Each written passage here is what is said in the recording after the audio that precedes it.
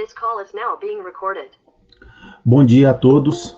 Essa é a nossa aula da terceira semana, aula especial, aula do sábado de filosofia, né? Essa semana já tivemos uma aula na quarta e infelizmente não pôde ser síncrona, né? Não pôde ser ao vivo, mas hoje sim, voltando ao normal, a aula ao vivo. Vou chamar a atenção do pessoal, quem for entrando na sala, vá lá ao chat e coloque lá presente para a gente registrar a presença de vocês nesse sabadão, ok? Então vamos começar. Hoje nós vamos partir para a segunda trilha do nosso caderno de apoio, tá certo? Eu vou projetar ele aqui agora para a gente poder começar. Vai chegar aí para vocês daqui a pouquinho. Isso, chegou lá. Trilha 2, a linguagem mítica e os saberes populares. Bom, essa trilha é bem interessante, porque ela pontua para a gente o ponto inicial da filosofia, né? Veja só, o homem sempre teve a curiosidade de entender as coisas do mundo. Isso desde quando o homem se entendeu como homem na Terra, ele tem a curiosidade de entender como as coisas funcionam, como as coisas surgiram, de onde elas vêm, de onde o próprio homem vem, para onde vai. Então, são questionamentos que, digamos assim, eu vou fechar aqui, assombram o homem desde que ele se entendeu como um ser dominante na Terra, tá? E o tema dessa trilha de hoje é a linguagem mítica, a linguagem que vem dos mitos e os saberes populares. Bom, a linguagem mítica, aquela que vem dos mitos, são aquelas que é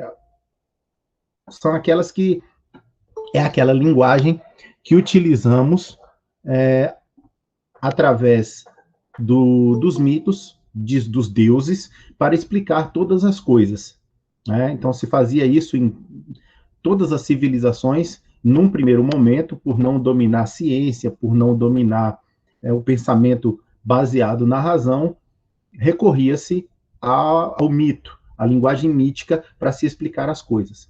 Com o passar do tempo, as coisas iam se desenrolando, as coisas iam acontecendo, o homem começava a perceber características peculiares, características comuns nos eventos do dia a dia, nos fatos, nas coisas, e ele começou a assimilar essas características e perceber que quando, por exemplo, as nuvens estavam de uma determinada posição para outra, com o vento de um canto a outro, aquilo era um sinal de chuva. Então, com o passar do tempo, ele vai acumulando esse tipo de conhecimento. E daí surgem os saberes populares.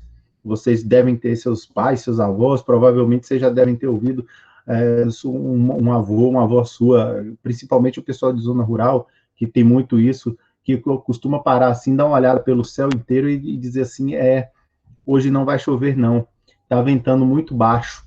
Ou então, olha para o céu, você quase não vê nuvem, e diz assim, olha, acho que vai chover hoje de tarde, porque está vindo nuvem de lá para cá e tal. E eles têm sempre uma ideia, eles têm sempre um saber que surge desses fatos que foram constatados ao longo dos tempos, né?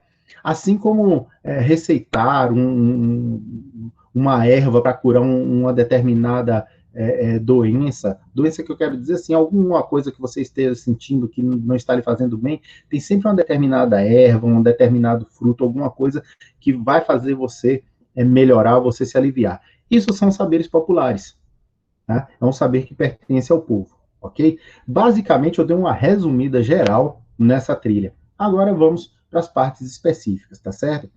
Bom, o ponto de encontro nosso aqui, vocês provavelmente vão ler em casa, eu vou até saltá-lo, porque é um convite para se plantar uma segunda semente, uma outra semente, como foi lá na primeira trilha, né?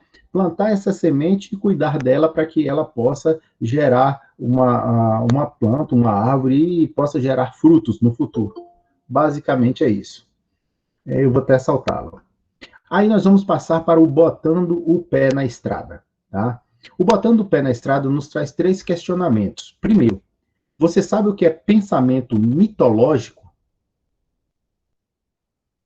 Tá? Vamos pensar nessa questão? Pois é, pensem. E saberes populares, o que é isso? Basicamente, a gente pode não ter o conceito desses itens, mas a gente tem um certo conhecimento do que é cada um deles. E aí eles trazem uma terceira questão aqui, já se imaginou conversando com os colegas, dominando tudo isso?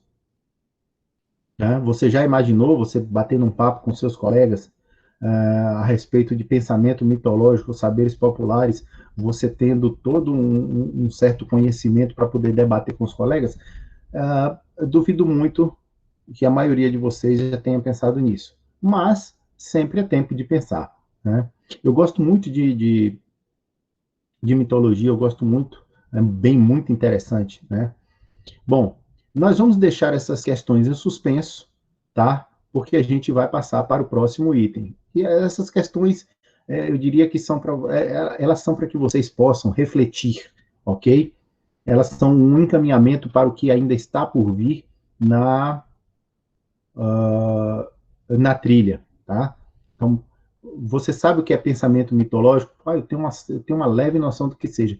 Aí o outro fala, pô, eu não tenho ideia do que seja. Aí alguém fala assim, pensamento mitológico, eu sei o que é.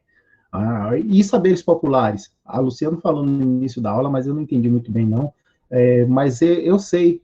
Mas, aí o outro diz, não, eu sei exatamente o que é, eu vou lhe explicar. É assim, isso vai diferir de pessoas para pessoa, de pessoa para pessoa. Mas o que nós vamos fazer agora é deixar essas questões como questões para a nossa reflexão, ok? Vamos passar aqui para o lendo as paisagens da trilha. Eu queria que vocês dessem uma olhada nessa imagem. Estão vendo aí? Aí nós temos uma imagem, parece assim, várias pessoas conversando, né? Vocês podem observar que não estão todas conversando juntas na mesma conversa, mas assim, os grupinhos de 2, de 3 pessoas, algumas sozinhas, né? A figura basicamente é isso. E essa figura nos traz o quê? Nos traz a ideia de linguagem. Bom, linguagem é uma coisa fundamental na vida do ser humano. A gente só está tendo essa aula aqui graças à linguagem. Tá? Vocês só conseguiram chegar até o ensino médio graças à linguagem que vocês desenvolveram. O homem só conseguiu avançar na sua evolução graças à linguagem. E aí nós temos aqui, na página 2, um pequeno texto que fala a respeito de linguagem. Né? Ele diz o seguinte, a linguagem é natural ou é uma convenção social? Ela é natural, quer dizer, ela vem por ela mesma, ou isso é uma convenção social? As pessoas se reuniram e decidiram que iriam utilizar a linguagem para se comunicar. Bom, aí o texto continua dizendo, essa pergunta, perdão, eu vou aqui na barra de rolagem que é melhor, isso. Essa pergunta foi feita durante séculos. Depois de muito refletir, chegou-se à conclusão de que, enquanto capacidade de expressão dos seres humanos, ela é natural. Enquanto considerar a linguagem uma capacidade nossa para expressar, para nos expressar, ela é natural. Isto é, nascemos aparelhados física, anatômica, neurológica e cerebralmente para a palavra. Ou seja, nós nascemos com a capacidade de nos comunicar, de utilizar a linguagem.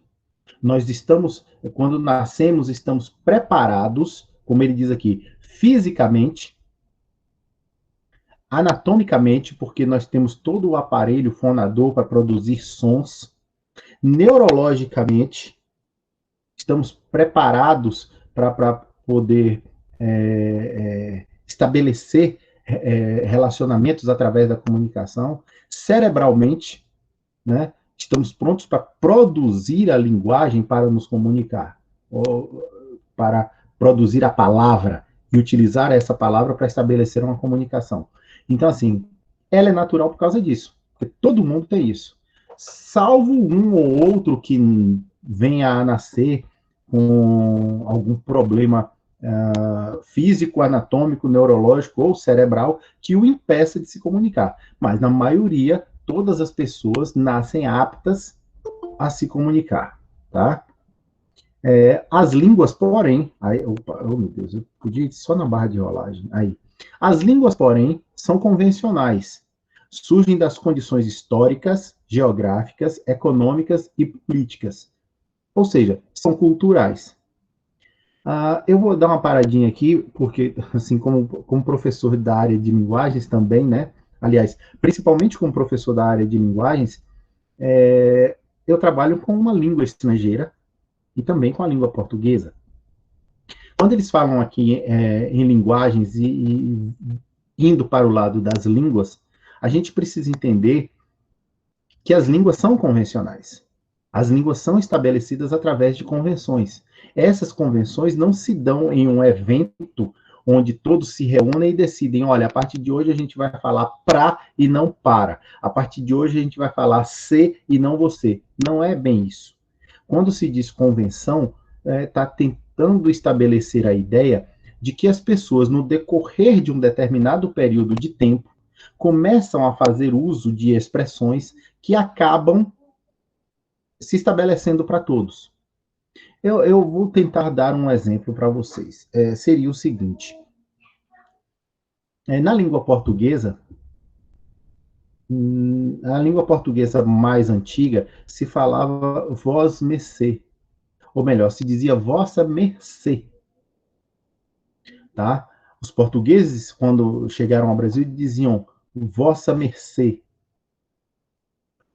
Com o passar do tempo, a língua portuguesa foi adquirida pelos nativos aqui no Brasil, principalmente índios, que eram os nativos, e os escravos africanos que foram trazidos para cá. Então, eles tinham a língua portuguesa como sua língua também, por viverem aqui. Só que eles, por conta de aprender o idioma, a língua portuguesa depois, algumas coisas não conseguiam pronunciar corretamente. Então, o vossa mercê acabava saindo um vós mercê. Esse vós mercê, com o passar do tempo, evoluiu para o você. Tá? Isso é uma evolução. Então, a língua enquanto idioma, ela é viva. A linguagem enquanto idioma, ela é viva. Então, ela está o tempo todo em modificação. Tá? Nós temos hoje palavras no nosso idioma que há 20 anos atrás, 30 anos atrás, não existiam. Né? O verbo deletar, ele só veio existir na língua portuguesa depois que a informática tomou conta. Né? Existe até um termo chamado internetês, que seriam os termos usados na internet. Então, isso tudo vai sendo somado à língua, ao idioma que você utiliza. E isso acontece em todas as línguas. Tá? Por isso, sim, por isso ela é histórica, por isso ela é geográfica, por isso ela é econômica e por isso ela é política. Né? Até porque quando, por exemplo, política no sentido de quando um país invade outro, nessas guerras que infelizmente acontecem, as pessoas que sofrem a invasão e são dominadas pelo invasor acabam utilizando o idioma do invasor depois de um determinado período, porque aquele idioma é estabelecido como o principal. E aí, eles acabam usando, certo? A linguagem nasce da necessidade. O ser humano, para se abrigar, se proteger, se alimentar, criar palavras. Forma inicialmente um vocabulário rudimentar que vai se tornando mais complexo até chegar a ser uma língua. Essa língua portuguesa que nós temos, ela é influenciada pelo inglês, ela é influenciada pelo francês, ela já foi influenciada pelo árabe. Né? Então, a língua portuguesa lá de Portugal, em um determinado momento da história, quando sofreu invasão otomana ou dos turcos, eu não sei o certo aí, só um professor de história para dizer mesmo, eles trouxeram para Portugal algumas expressões. Então, almofada, alface, são todos o prefixo al, que a gente tem em muitas palavras, são todos nascidos da linguagem árabe, que foram introduzidas na língua portuguesa, foram introduzidas e aceitas, e com isso acabou vindo parar aqui também no Brasil, né? Então, vejam só a dinâmica da construção da linguagem. E a linguagem, para a construção do mito, ela é muito importante, porque na Grécia Antiga, normalmente naqueles períodos mais longínquos, não se usava a escrita para se fazer o registro desses mitos, dessas histórias, né? Era tudo passado através da oralidade. Então, era tudo passado de geração em geração através da palavra, né? E aí vocês imaginam todo esse desenvolvimento da linguagem, da palavra e também dos mitos. Então, daí vem a linguagem mitológica. Nós temos aqui, no nosso caderno de apoio, um link para ouvir a música Palavras, de uma banda de rock da década de 80 chamada Titãs. Eu não vou passar o clipe para vocês, pelo fato de que provavelmente tem os direitos autorais, e como a aula está sendo gravada, no momento em que eu coloco essa música aqui, eu preciso pedir a licença e pagar os direitos autorais para poder utilizar a música. Então, o link está aqui. Escutem a música, ela é bem legal. Os Titãs é uma banda muito legal de rock. Escutem essa e outras que vocês também vão encontrar lá, né? Vamos aqui ao texto 1, né, que fala sobre a questão mitológica. O que chama... Iris está entrando. Pessoal, todo mundo que entrou já depois que a aula começou e ainda não foi lá no chat e colocou a palavra presente, dê um pulinho lá e faça isso, ok? Para a gente registrar a frequência de vocês. Obrigado. Vamos continuar aqui no texto 1. O texto 1 diz assim, o título dele, vai lá, Luciano. A questão mitológica, certo? O que chamamos mitologia grega? A grosso modo, essencialmente trata-se de um conjunto de narrativas que falam de deuses e heróis, ou seja, de dois tipos de personagens que as cidades antigas cultuavam. E aí cai naquela história que eu falei para vocês, deuses e heróis. Então, era uma forma deles justificarem as coisas que tinham no mundo, que ocorriam no mundo, né? Nesse sentido, a mitologia está próxima da religião. Por quê? Porque eles acreditavam que se algo dá errado é porque o Deus daquela repartição, o Deus que tomava conta daquele negócio, estava insatisfeito. E se ele estava insatisfeito, ele precisaria ser agradado. E aí eles cultuavam, eles faziam sacrifícios, como todas as religiões antigas faziam, tá? Nesse sentido, a mitologia está próxima da religião, ao lado dos rituais, de que os mitos, às vezes, tratam de forma muito direta, ora justificando-os no detalhe dos procedimentos práticos, ora assinalando seus motivos e desenvolvendo seus significados. Ao longo dos diversos símbolos plásticos que, ao atribuírem aos deuses uma forma figurada, encarnam sua presença no centro do mundo humano. A mitologia constitui, para o pensamento religioso dos gregos, um dos modos de expressão essenciais. Sim, continuando. A religião grega não é uma religião do livro, assim como a católica, que tem a Bíblia. Os mitos são relatos, aceitos, entendidos, sentidos como tais, desde nossos mais antigos documentos. Comportam, assim, em sua origem, uma dimensão do fictício, tá?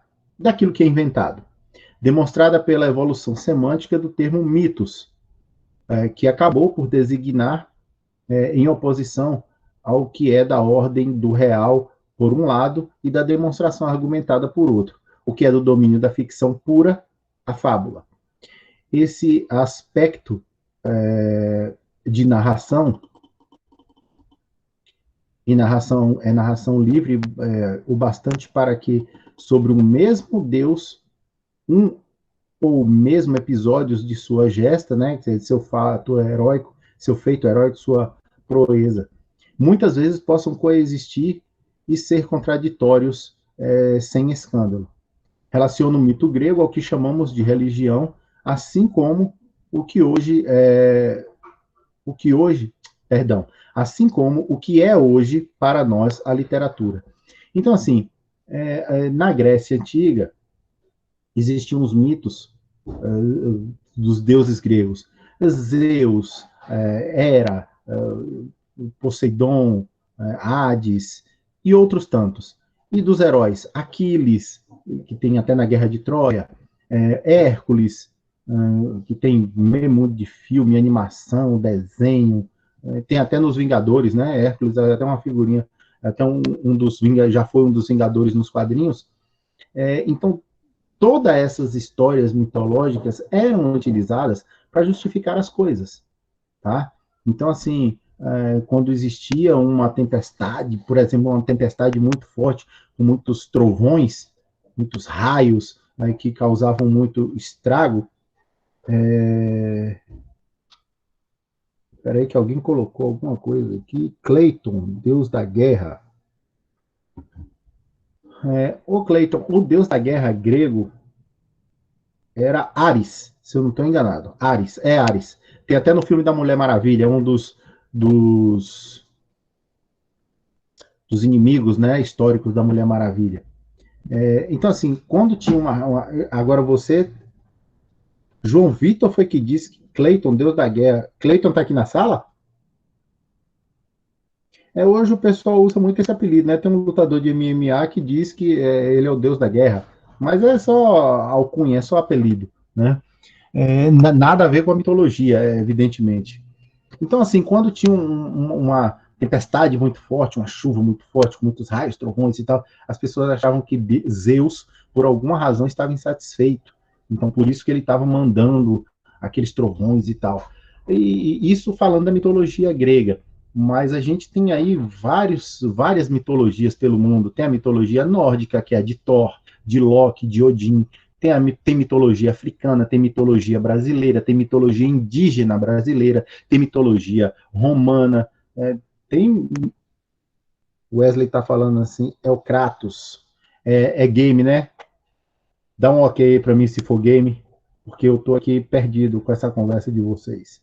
Mas creio eu que deve ser game. Kratos é aquele gigantão que tem uma mecha vermelha na cabeça, um desenho vermelho, uma tatuagem, alguma coisa assim.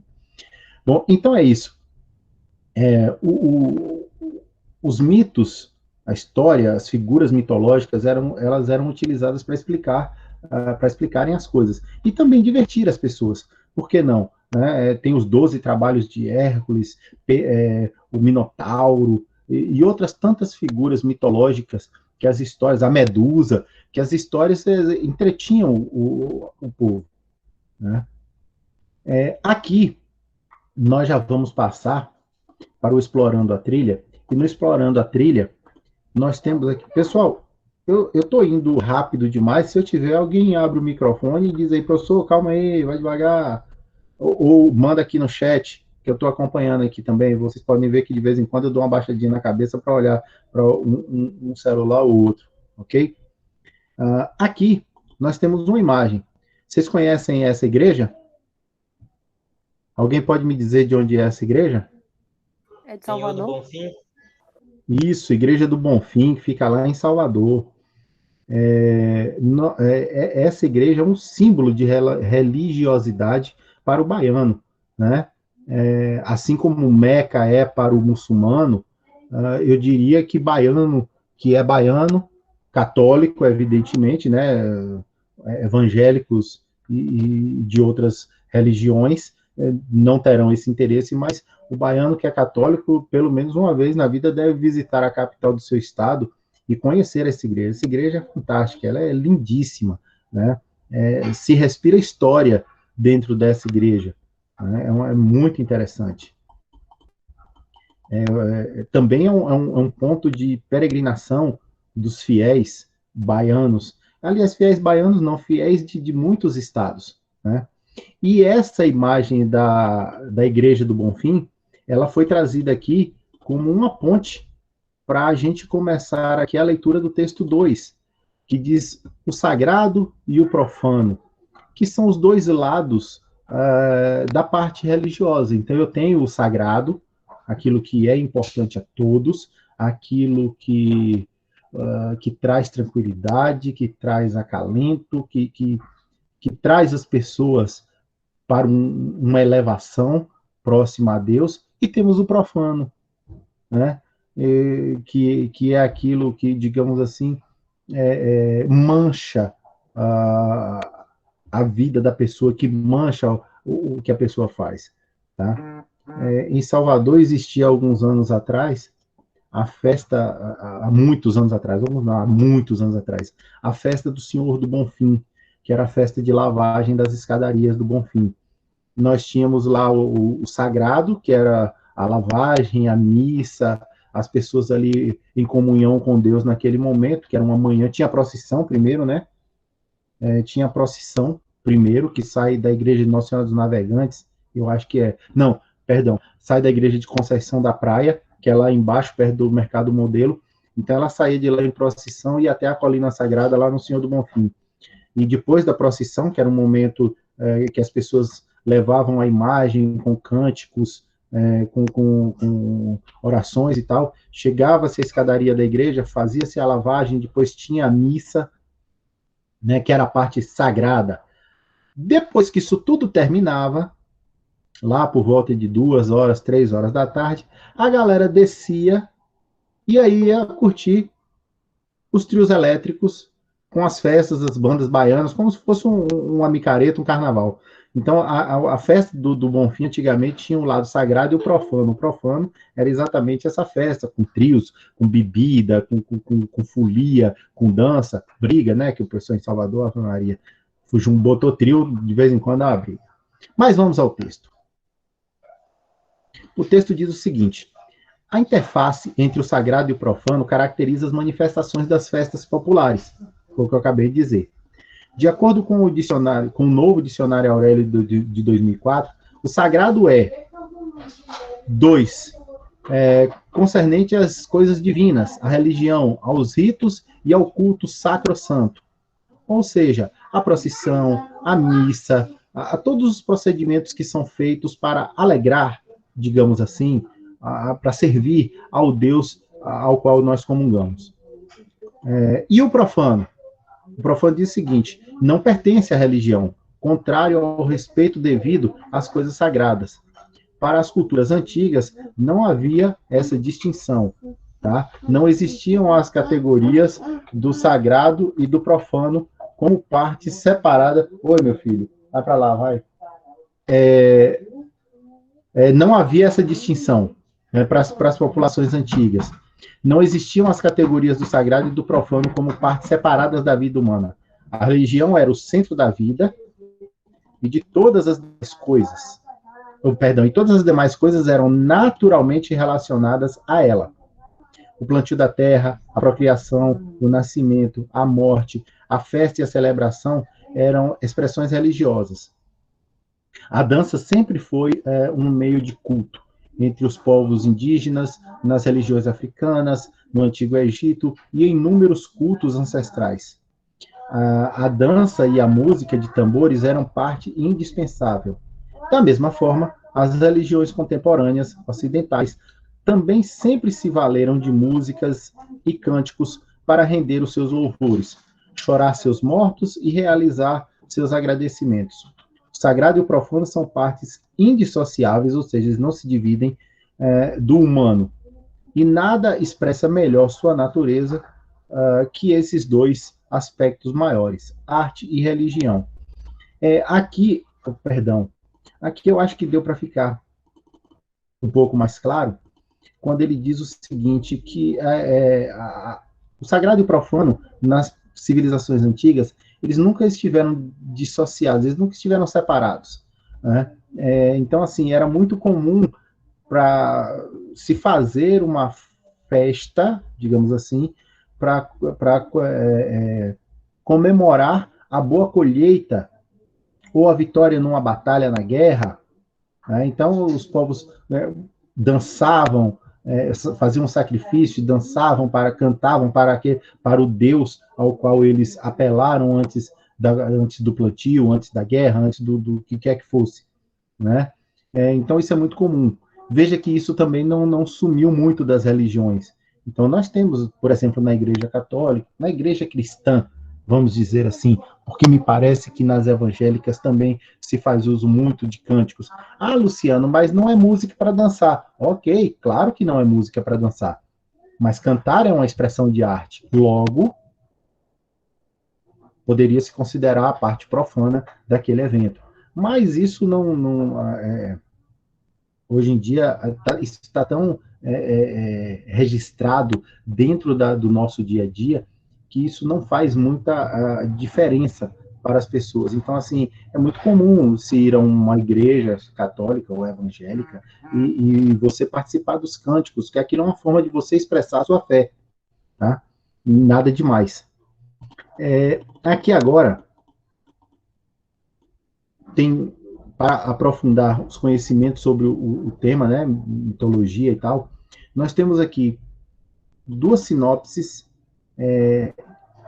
Quirico e a Feiticeira é uma sinopse de um filme que se passa na África Ocidental, né? Aqui embaixo, não sei se vocês estão vendo aí, nós temos o link, né? Sinopse, eu não gosto muito de ler sinopse, não. Então, eu vou deixar aqui para que vocês possam fazer. Maria Clara está dizendo, esse filme é bom. Você está afirmando ou perguntando, Maria Clara? Você está afirmando que esse filme é bom ou... Ah, afirmando, beleza. Eu ainda não assisti esse filme, vou ver se eu consigo assistir.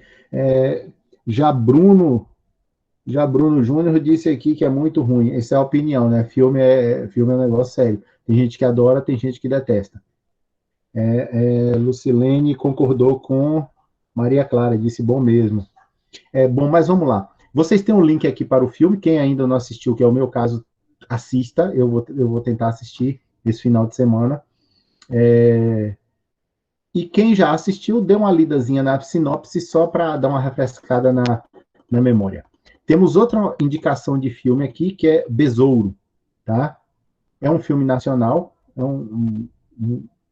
Dandara levantou a mão. Pode dizer, Dandara? Estamos ouvindo. Qual o nome desse filme, hein? Oi? Repete aí, por favor, Dandara. Qual o Certo. nome desse filme que todo mundo tá falando? O nome desse filme é esse aqui que está mais acima. Quirico, eu acho que essa é a pronúncia correta, e A Feiticeira. Como deve ser, como é um filme que se passa na África Ocidental, eu não estou bem correto dessa pronúncia, tá? Quirico e A Feiticeira. Está no seu caderno de apoio, certo? Maria Clara continua afirmando aqui a respeito da qualidade do filme. Bom, temos aqui também Besouro, que é um filme nacional. No YouTube? Oi, diga, Dandara.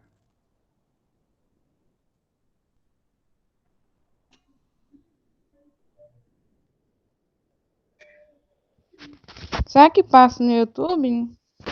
Tem. Esse link, pelo menos esse anterior aí que eu falei com você, tem o link aqui, https://www YouTube, e o link está no caderno de apoio. Você clicando, ele vai direto para o filme, você vai poder assistir, ok?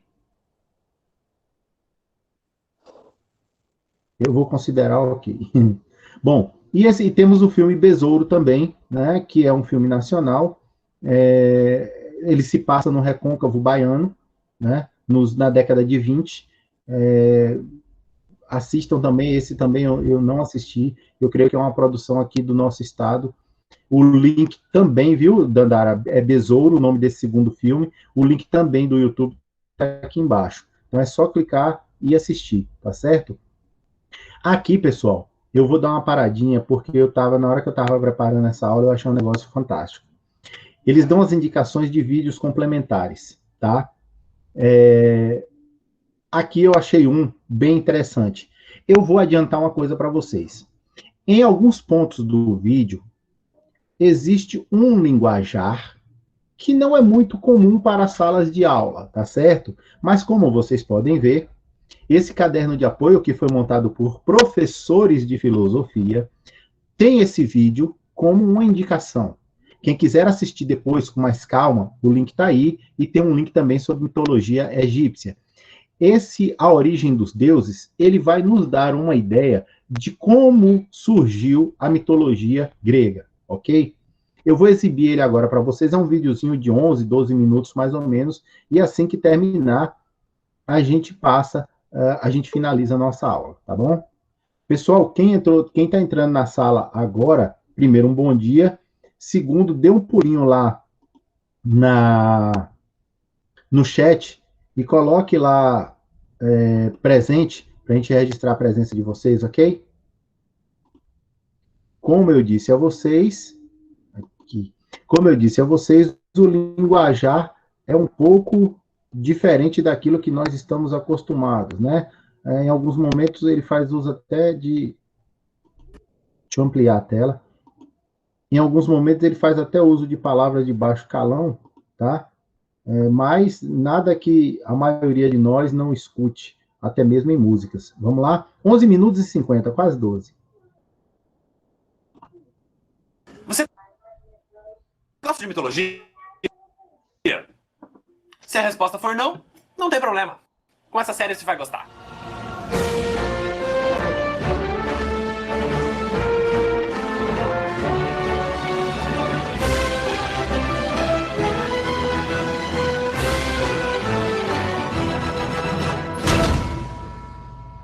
A tela tá ruim.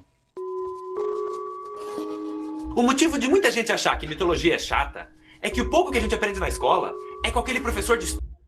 Eu vou dar um pause aqui. O som tá legal, pessoal? Mais ou menos. Sim. A sua tela tá ruim. Ah, mas aí Dandara, depende muito do meu link de internet, do seu, para ter assim imagem correndo rapidinho, som bem legal. Eu estou apresentando aqui para vocês terem uma noção geral, depois vocês podem assistir em casa com mais calma, tá? Porque aí talvez no aparelho de vocês, o link direto do YouTube, porque aqui eu estou retransmitindo. Talvez na hora que você assistir em casa sozinha, vocês vão... Tá muito Oi? ruim um pouco.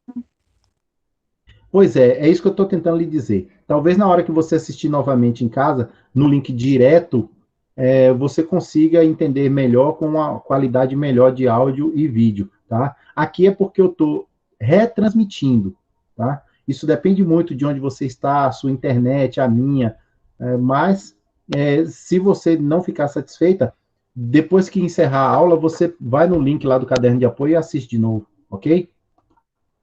História que já tá de saco cheio e fazia a gente assistir algum documentário absurdamente chato, tipo Mistérios do Egito. Worshipped as the son of Ra, the sun god. Nossa, cara, isso era que nem um sonífero na sala. E é aí que entra o Mitologia. A ideia desse quadro é contar essas histórias da maneira mais descontraída possível, como se fosse uma conversa de bar.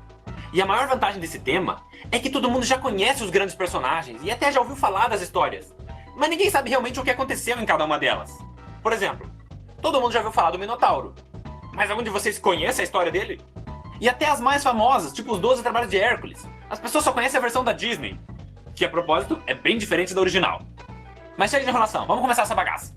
A primeira coisa que tem que ser dita é que uma mitologia nada mais é que um conjunto de lendas criadas por um povo durante muitas gerações. E elas eram usadas para explicar fenômenos que eles ainda não eram capazes de entender. Por exemplo, quando os povos nórdicos escutavam um trovão, eles diziam que era algum deus passando com sua carruagem pelos céus. E assim surgiu Thor, o deus do trovão. Tendo dito isso, a gente pode começar a falar da minha mitologia favorita, a grega. Os relatos escritos mais antigos que se tem documentados são os 2 poemas épicos de Homero, a Ilíada e a Odisseia, e um pouco depois a Teogonia, escrito por Hesíodo, onde ele fez a primeira árvore genealógica dos deuses. Lembrando que tudo isso é antes de Cristo. Mas antes que isso vire uma aula chata de história, vamos começar a falar dos primeiros deuses. Muita gente acha que o deus mais antigo é Zeus, porque ele é o rei do Olimpo e tem aquela barba branca. Mas não, tem muita coisa para trás de Zeus. A primeira divindade foi o Caos, o deus do vazio. Ele era o tudo e o nada. E como já era de se esperar, não demorou muito para ele ficar entediado. Então, literalmente do nada, ele criou Gaia, a deusa do planeta Terra. Ou melhor, ela é o planeta Terra. E quando o Caos viu que ele conseguia fazer isso, ele já se empolgou. Então, na sequência, ele gerou Tártaro, o deus do submundo, que futuramente vai ser o lugar para onde os mortos vão. E por último, o Caos gerou um par de gêmeos. Erebus, o deus da escuridão, e Nyx, a deusa da noite. E faz sentido que eles sejam gêmeos, porque convenhamos, um pra escuridão e um pra noite é bem redundante, né? Um só já cuidava do blackout. A partir daí, a gente começa a ver os netos do Caos. Nyx sozinha gerou 12 filhos, e dentre eles, os mais relevantes são Eris, a deusa da discórdia, que é uma personagem fundamental na história da Guerra de Troia, que eu ainda vou contar um dia, e também 2 gêmeos. Hypnos, o deus do sono, porque Hypnos é literalmente sono em grego, então hipnose vem daí, e o irmão dele, Thanatos, o deus da morte. Então, mais uma vez, faz sentido que sejam gêmeos, porque a morte nada mais é que um sono que você não acorda mais. Mas voltando ao planeta Terra, Gaia sozinha dá luz a Urano, o deus do céu. E agora você deve estar pensando, pera aí, nós temos um planeta com esse nome. E você está correto, amiguinho, vai ganhar um biscoito no final da aula. Urano é o 7º planeta a partir do Sol. Mas o que você provavelmente não sabe é que todos os planetas do sistema solar são deuses gregos. As pessoas só não reconhecem porque a gente usa os nomes romanos deles. Não se preocupe, eu vou explicar. O que aconteceu foi que o povo romano daquela época foi muito influenciado pela cultura grega. Então eles acabaram adotando muitas das crenças e do estilo de literatura deles, fazendo com que a mitologia romana seja praticamente igual à grega, só que com nomes diferentes. Então Mercúrio é Hermes, Vênus é Afrodite, Terra é obviamente a Gaia, Marte é o Ares, Júpiter é Zeus, Saturno é Cronos, Urano é o único que já está com o nome grego, Netuno é Poseidon e Plutão, que não é mais um planeta, é Hades. Ah, e de brinde, o Sol é o Hélio, que foi a inspiração para o nome do elemento. Mas voltando à história. Depois de Urano, Gaia gerou mais 2 filhos. Órias, o deus das montanhas, e Pontus, o deus do mar. Ou seja, ela estava fazendo um paisagismo nela mesma. A partir daí, os deuses começaram a parar de ter filhos assexuadamente e começaram a ter filhos incestuosamente. E isso é muito comum em todas as mitologias. Até se você parar para analisar a história da religião cristã. De onde você acha que vieram os netos de Adão e Eva? Então Gaia copulou com Urano. O que mesmo sem a parte do incesto já é bem bizarro. Como é que o céu faz sexo com a terra, sabe? Eu queria entender a logística. Tipo... não sei.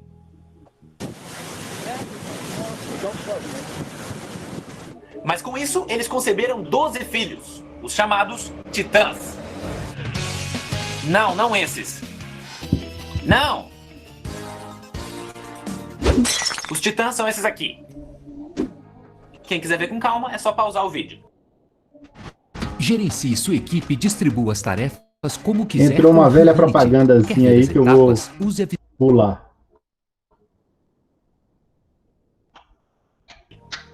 Depois disso, Gaia e Urano decretaram que não era para nascer mais nenhum titã.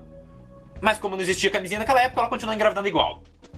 Só que ao invés de nascerem deuses, começaram a nascer monstros.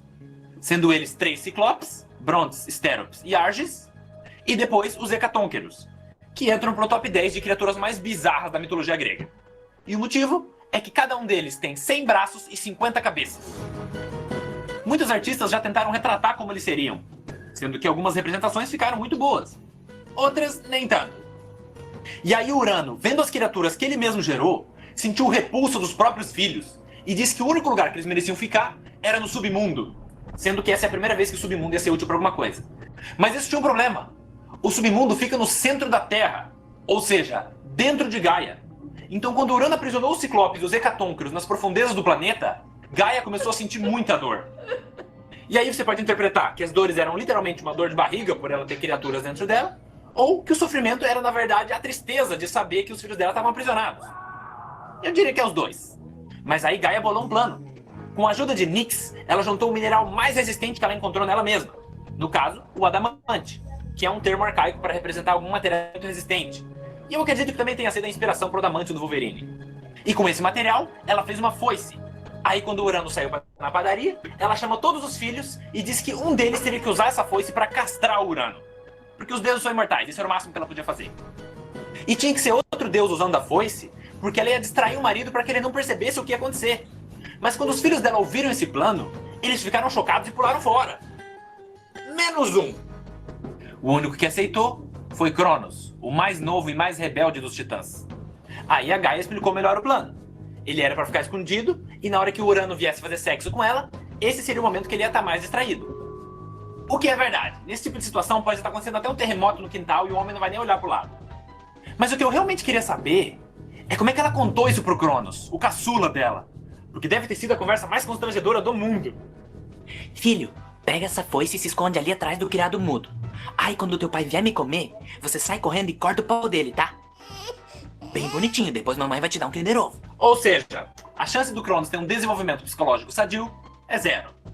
Mas de qualquer maneira, logo em seguida, o Urano chegou, olhou pra Gaia, começou a tocar um Barry White, ela fingiu que estava interessada, e quando chegou a hora do vamos ver, o Cronos surge das sombras e pá!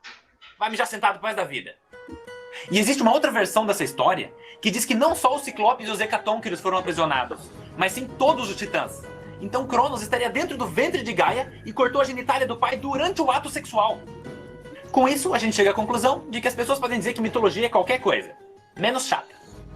Continuando a história. Até então, Urano era o rei dos Titãs, mas depois de ser derrotado, Cronos assumiu esse cargo. O que é justo, levando em consideração o que ele teve que fazer. Com isso, Gaia ficou muito feliz, porque finalmente os filhos dela iam ser libertados. Ou pelo menos, era isso que ela achava que ia acontecer. Porque Cronos chegou e falou: os monstros não vão sair. Gaia ficou pasma. E foi aí que ela percebeu que Cronos não atacou Urano para salvar os irmãos, e sim para usurpar o pai e tomar o lugar dele. Então Gaia olhou nos olhos de Cronos e profetizou que ele seria destronado por um de seus filhos, assim como ele fez com o pai dele. Cronos deu as costas e saiu, que nem novela mexicana. Aí, sendo o soberano e o mais forte dos titãs, a primeira coisa que ele fez foi escolher Rhea como sua esposa e rainha.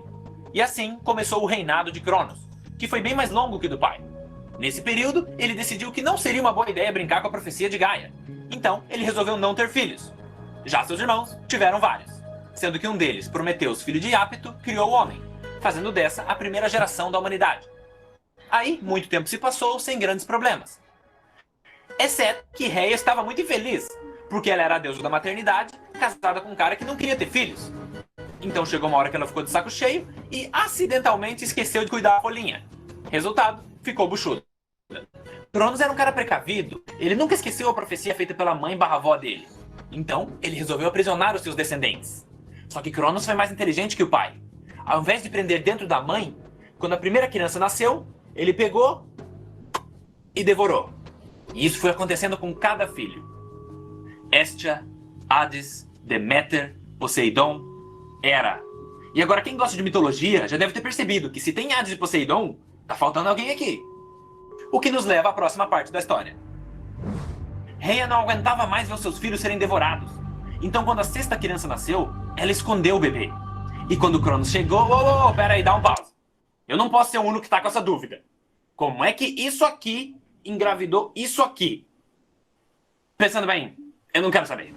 O importante é que no lugar da criança, ela entregou uma rocha enrolada no cobertor. E eu gosto de imaginar que era uma pedra com smiley pintado de canetinha.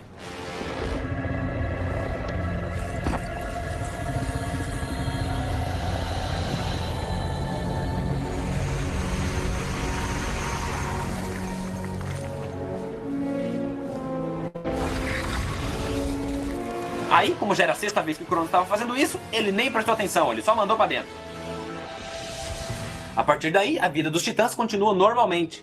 Mas o que eles não sabiam é que o último filho de Cronos estava sendo criado escondido em uma caverna. E, obviamente, ele não tinha como se criar sozinho. Quem cuidou dele foi sua avó, Gaia. Então, esse garoto por muito tempo foi mantido em segredo na ilha de Creta. E ele foi crescendo e se tornando cada vez mais poderoso. Até que depois de décadas de treino, ele sentiu que finalmente tinha chegado a hora de cumprir a sua missão. Confrontar o rei dos titãs, libertar seus irmãos e concretizar a profecia de Gaia. O nome dele era Zeus.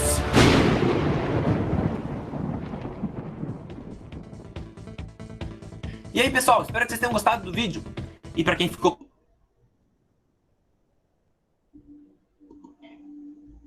Então, pessoal, esse vídeo, ele consegue dar bem uma visão de como são as histórias mitológicas. né? Então veja que nesse vídeo ele explica o surgimento da terra, do deus do trovão, da noite, dos ventos. Então a mitologia grega era bem baseada nisso, tá? Luiz Gustavo disse, se não me engano, Zeus e Hera são irmãos, mas eles têm filhos depois, né, professor? Sim, sim, sim. Hera é a esposa de Zeus, né? Inclusive uma esposa bem ciumenta, porque Zeus também era bem danado, digamos assim. Então, assim, isso aqui foi para dar a vocês a ideia do que é a mitologia. Especificamente, a gente viu a grega, mas se você for pesquisar em outras mitologias, você vai acabar vendo que existe uma história similar a essa, não com esses nomes e tal, mas para explicar como surgiu a terra, como surgiu a noite, como surgiu o dia, como surgiu os ventos, com as águas, e aí tudo vai sendo explicado através de mitos. A ideia do vídeo, quando eu mostrei para vocês, foi essa. Tem um outro vídeo aqui que fala sobre mitologia egípcia, que também é bem antiga, né? Fala de Ra, de Anubis, de Horus, Sete, Osíris, Thoth, foca na história. Então, é bem interessante. Se puderem, assistam. Eu não vou passar aqui porque nosso horário já está quase lá em cima. Bom, resolvendo os desafios da trilha. Aqui, agora, eu vou deixar para que vocês, em casa, façam uma leitura com qualidade de resolvendo os desafios da trilha, a trilha é sua, coloque a mão na massa, nos traz uma música, mas infelizmente é aquele problema dos direitos autorais, né? Se eu passar a música, já sabe. Temos aqui a letra da música, eu não achei relevante, quer dizer, importante para esse momento, mas tudo bem. Temos aqui a trilha da minha vida e a proposta de intervenção. Aí, isso fica para que vocês façam uma leitura. Se tiver uma dúvida, me manda o questionamento lá via WhatsApp que eu respondo para vocês. Ou dá um pulinho no plantão, professor, lá na proposta de intervenção está mandando fazer tal coisa, e aí, é para fazer? Não. Aí a gente conversa a respeito. Mas o que eu quero de vocês depois desta aula de hoje? Eu vou mostrar agora. O que eu quero de vocês, e aí, quem chegou depois e ainda não foi lá no chat, dá um pulinho lá e coloca presente. O que eu quero de vocês para essa semana, a nossa tarefa da semana é essa aqui. Temos uma única tarefa. Qual é? Bom, de posse desses conceitos... chegou aí agora para vocês. De posse desses conceitos que nós vimos... Deixa eu aumentar aqui um pouquinho a tela. De posse desses conceitos que nós vimos, né? Linguagem mítica, que é a linguagem dos mitos, pensamento mitológico, o pensamento a respeito da mitologia, deuses e tal, os saberes populares e outros conceitos que vimos aí no decorrer da aula. A tarefa de vocês é essa aqui, ó. Pesquisar dentro da mitologia indígena ou afro-brasileira um mito que faz parte da cultura brasileira. Qualquer um. Então, Luciano, encontrei na mitologia indígena brasileira um mito que explica o surgimento das águas. Show! Vai ter um formuláriozinho do Google lá na tarefa que você vai poder chegar e digitar seu textozinho, então copiar e colar lá. Ou então ainda, se você fizer o arquivo digital, né, no Word, por exemplo, você pode salvar, ir lá e anexar o arquivo. Alguém perguntou aqui, Bruno perguntou, folclore também? Olha, Bruno, se a história do folclore justificar, ou for a justificativa para a existência das coisas essenciais, porque basicamente mitologia é para isso, é para explicar a existência de coisas essenciais, como o dia, a noite, o sol, né? A colheita, a existência de determinados animais, está valendo. Se por um acaso for aquela mitologia que não explica muita coisa, só conta a história de um personagemzinho onde não tem nada relacionado com o povo, de uma certa forma, é só a criação de uma figura, de um personagem, aí não vale, tá? Mas assim, faça sua pesquisa, tá? E se você quiser, me mande no WhatsApp o linkzinho, ou me manda a pesquisa no WhatsApp, eu dou uma lida e digo a você se serve ou não. Pode ser, Bruno? Se puder, dê um ok aí. Então, o que nós vamos fazer? Resumindo, o que nós vamos fazer? A partir de hoje, vocês vão elaborar, vocês vão fazer uma pesquisa, Google, livros, o recurso que vocês tiverem à mão. Mitologia indígena brasileira ou afro-brasileira, ou seja, aquela mitologia do escravo africano no Brasil, tá? Faça uma pesquisa, encontre um mito, uma história mitológica e coloque essa história no formulário do Google lá no Classroom, tá certo? Foi aquilo que eu disse. Quem fizer no Word a pesquisa e tal, fez lá, digitou direitinho, pode salvar o arquivo e anexar lá também, tá bom? Alguma dúvida a respeito da tarefa? Eu vou encerrar a gravação aqui, para a aula não ficar muito comprida, né? Mas assim, alguém tem alguma dúvida?